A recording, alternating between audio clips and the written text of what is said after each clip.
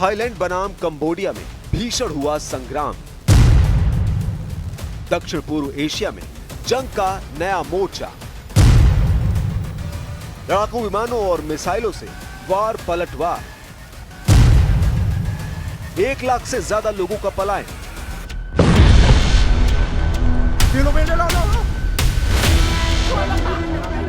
ये तस्वीरें जंग के सबसे नए मोर्चे की है। अभी तक जो तस्वीरें रूस और यूक्रेन से आ रही थी, जैसी तस्वीरें इजराइल अमेरिका बनाम ईरान की जंग में आ रही थी, कुछ वैसी ही तस्वीरें थाईलैंड बनाम कंबोडिया की जंग से आ रही है। दोनों देश एक दूसरे पर मिसाइलों से हमला कर रहे हैं। दोनों देशों की सेनाओं के लड़ाकू विमान बम बरसा रहे हैं। दोनों देशों की आर्मी अपने हथियारों के कारखाने से सबसे हाईटेक वॉर मशीन का इस्तेमाल कर रही है।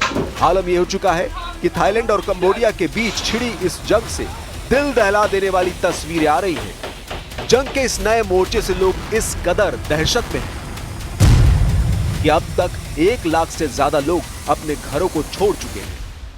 แต่แม่อยู่ค่ะอยู่ในบ้านค่ะค่ะทีนี้ได้ยินเสียงปืนแบบดังป๊อกป๊อกป๊อกป๊อกดังสนั่นเลยแล้วก็บึ้มบึ้มบึ้มติดต่อกันอุ้ยตายแล้วแม่ทีนี้ก็เลยบอกแม่ขึ้นรถรีบเลยก็พยุงแม่ขึ้นรถมาเลยไม่ได้อะไรมาเลย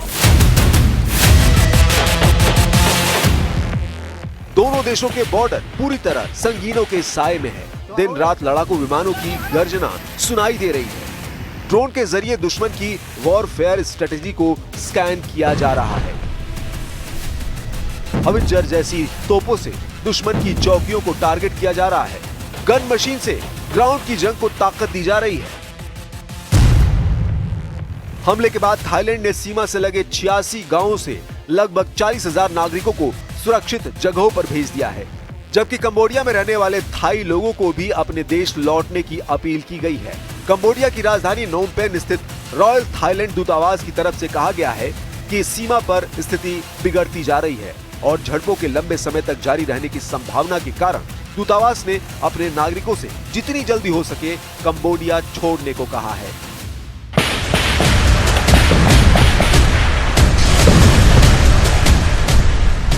हालात इसलिए और बेकाबू होते जा रहे हैं क्योंकि थाईलैंड और कंबोडिया दोनों ही देश पूरी तरह आक्रामक हैं। सेनाएं एक दूसरे पर हल्के हथियार ही नहीं, भारी सैन्य हथियारों का भी इस्तेमाल कर रही हैं। खबर तो यह भी आ रही है कि कंबोडिया की कार्रवाई से तिलमिलाए थाईलैंड ने बॉर्डर पर F-16 जैसे लड़ाकू विमान तैनात कर दिए हैं। भले ही हमले सैन्य ठिकानों को टारगेट करके हो रहे हैं, लेकिन इन हमलों का सीधा असर आम लोगों पर हो रहा है। हालात इस कदर बिगड़ चुके हैं कि कंबोडिया के प्रधानमंत्री हुन मानेट ने UNSC की आपात बैठक बुलाने का आग्रह किया है। ទី1ប្រាសាទតំបន់ថងទីតាំងទី2ប្រាសាទតាកបីទីតាំងទី3តំបន់ភ្នំទ្រាប់ទីតាំងទី4វាលន្ត្រីទី5តាថាវទី6ភ្នំខ្មោចទី7អានសេះអូកាស្នេហ៍និងទី8តំបន់មុំបី នៅក្នុងនោះផងដែរត្រូវការបើកការវាយប្រហារយ៉ាងសន្ធាប់នៅក្នុងទីតាំងមួយចំនួនរហូតដល់ការប្រើអាវុធធុនធ្ងន់និងឈានដល់ការប្រើនៅយន្តហោះចម្បាំង F-16 ទម្លាក់គ្រាប់នៅក្នុងតំបន់នៃខេត្តព្រះវិហារ खबर है कि कंबोडिया की तरफ से थाईलैंड पर भीषण हमले किए जा रहे हैं। इन हमलों में कंबोडिया की तरफ से नोरिनको टाइप 81 LMG से थाई सैनिकों की चौकियों पर फायरिंग की गई है। ये चीन निर्मित लाइट मशीन गन है। इसे ग्राउंड सपोर्ट के लिए इस्तेमाल में लाया जाता है। इसके अलावा कंबोडिया की तरफ से 122 mm type 90 rocket artillery system का भी इस्तेमाल किया जा रहा है।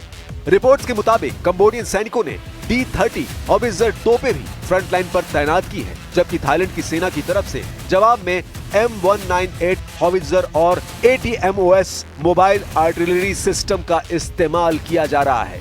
थाईलैंड की इन्फेंट्री और रॉयल थाई आर्मी ने अपनी चौकियों से M60 और FNMAG मशीन गनों से जवाबी गोलाबारी की।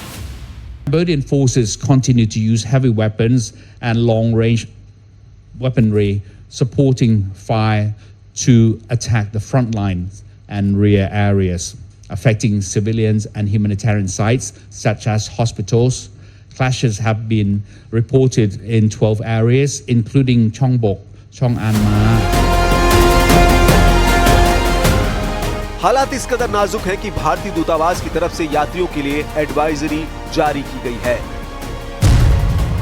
थाईलैंड कंबोडिया सीमा के पास के हालात को देखते हुए सभी भारतीय यात्रियों को सलाह दी जाती है कि वे थाईलैंड की यात्रा से पहले थाई अधिकारियों के आधिकारिक अपडेट चेक करें।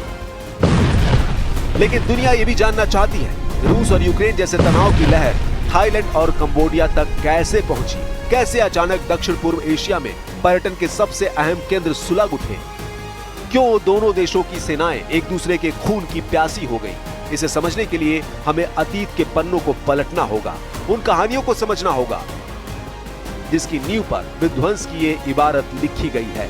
ये कहानी है 11वीं सदी के एक बेहद ऐतिहासिक मंदिर की। इसे प्री विहर मंदिर कहा जाता है। थाईलैंड और कंबोडिया के बीच छिड़ी जंग का केंद्र यही मंदिर है, क्योंकि किसी दौर में कंबोडिया फ्रांस का उपनिवेश हुआ करता था। उस वक्त साल 1907 में इसी मंदिर का एक नक्शा तैयार किया गया था। इस नक्शे में मंदिर को कंबोडिया में दिखाया गया था। थाईलैंड ने उस नक्शे को कभी औपचारिक रूप से स्वीकार नहीं किया। 1962 में ICJ यानी अंतर्राष्ट्रीय न्यायालय ने इस विवाद में अपना दखल दिया और फैसला दिया कि मंदिर कंबोडिया का हिस्सा है, लेकिन मंदिर के आसपास की 4.6 वर्ग किलोमीटर जमीन पर फैसला साफ नहीं हुआ, जिससे ये विवाद अधूरा रह गया। 2008 में जब कंबोडिया ने इस मंदिर को यूनेस्को की विश्व धरोहर घोषित करवाया तो थाईलैंड में विरोध की लहर दौड़ गई। थाईलैंड को लगा कि कंबोडिया इस कदम के जरिए पूरे इलाके पर कब्जे का नैतिक और वैश्विक आधार बना रहा है, जिसका असर ये हुआ कि मंदिर को मान्यता मिलने के बाद दोनों देशों की सेनाओं में फिर झड़पें शुरू हो गई। और 2011 में तो हालात इतने बिगड़ गए कि हजारों लोग अपने घर छोड़ने पर मजबूर हो गए। इसी साल अंतर्राष्ट्रीय न्यायालय ने दोनों देशों को विवादित क्षेत्र से सैनिक हटाने का आदेश दिया और 2013 में फिर से पुष्टि की कि मंदिर और उसके आसपास का क्षेत्र कंबोडिया का है।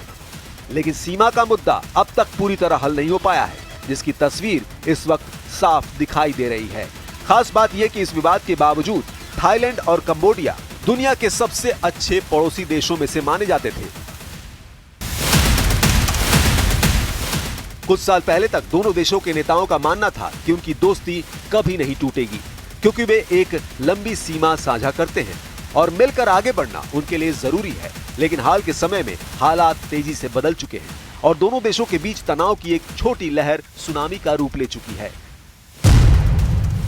28 मई को एमराल्ड ट्रायंगल पर दोनों देशों की सेनाओं के बीच भिड़ंत हुई, जिसमें एक कंबोडियाई सैनिक की मौत हो गई थी। ये वो जगह है जहां थाईलैंड, कंबोडिया और लाओस की सीमाएं मिलती है। थाईलैंड और कंबोडिया दोनों ही इस इलाके पर दावा करते हैं।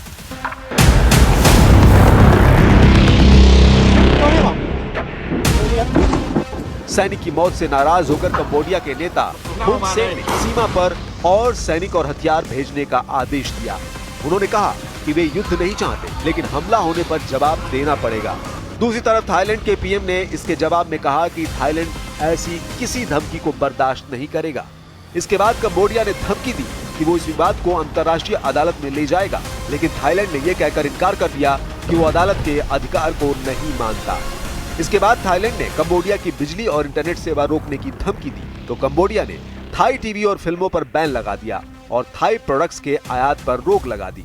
थाईलैंड ने भी कंबोडिया जाने वाले अपने मजदूरों को सीमा पार करने से रोक दिया। दोनों देशों के बीच विवाद बढ़ने के बाद 15 जून को थाईलैंड की पीएम शिनावात्रा ने कंबोडिया के नेता हुन सेन से फोन पर बातचीत की थी। इस बातचीत में उन्होंने थाई सेना के कमांडर की आलोचना की थी। इसे थाईलैंड में गंभीर मामला माना जाता है, क्योंकि सेना का वहां काफी प्रभाव है। इस बातचीत के लीक होने के बाद देश भर में आक्रोश की लहर दौड़ गई। इसके बाद कोर्ट ने पीएम को पद से हटा दिया। हालांकि शिनवात्रा ने माफी मांगते हुए कहा था कि उनकी टिप्पणी सिर्फ विवाद सुलझाने के लिए थी, लेकिन इसका कोई फायदा नहीं हुआ। थाईलैंड और कंबोडिया के बीच तनाव की वजह सिर्फ मंदिर या सीमा विवाद नहीं है। इस पूरे मामले में कई भू राजनीतिक परतें छिपी हुई हैं। सबसे पहली बात, दक्षिण पूर्व एशिया की ये जंग उस समय भड़की है जब अमेरिका और चीन इस क्षेत्र में अपनी पकड़ मजबूत करने की कोशिश कर रहे हैं। थाईलैंड अमेरिका का पारंपरिक रणनीतिक साझेदार है और उसके सैन्य साजो सामान में बड़ी भागीदारी अमेरिका की है, जबकि कंबोडिया लंबे समय से चीन के करीब रहा है।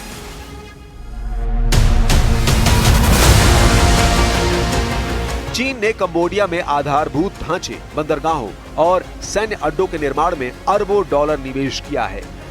रिपोर्ट्स की माने तो कंबोडिया के कई हथियार और टैंक चीन से लिए गए हैं और ये भी संदेह है कि चीन की छाया में कंबोडिया अपने पुराने विवादों को दोबारा उभार रहा है। सिर्फ 2023 से 2025 के बीच कंबोडिया को चीन की तरफ से 2.3 बिलियन डॉलर की सहायता मिली, जिसमें सैन्य सहायता भी शामिल है। जबकि अमेरिका ने 2024 में थाईलैंड के साथ कोबरा गोल्ड नाम का सबसे बड़ा संयुक्त सैन्य अभ्यास भी किया था। दक्षिण पूर्व एशिया के इस नए टकराव को सिर्फ स्थानीय विवाद मानना भूल होगी। ये उस बड़ी बिसात का हिस्सा है जिसमें चीन, अमेरिका और उनके सहयोगी देश एशिया की समुद्री सीमाओं पर वर्चस्व के लिए एक दूसरे को घेरने में लगे हैं। इसीलिए थाईलैंड और कंबोडिया की ये जंग पूरी दुनिया के लिए चेतावनी की तरह है। अब सवाल यह है कि क्या थाईलैंड और कंबोडिया की ये जंग रूस यूक्रेन या इजराइल ईरान जैसे लंबे संघर्ष का रूप ले लेगी? क्या ये सिर्फ दो देशों की टकराहट है या इसके पीछे बड़ी शक्तियों की बिसात काम कर रही है?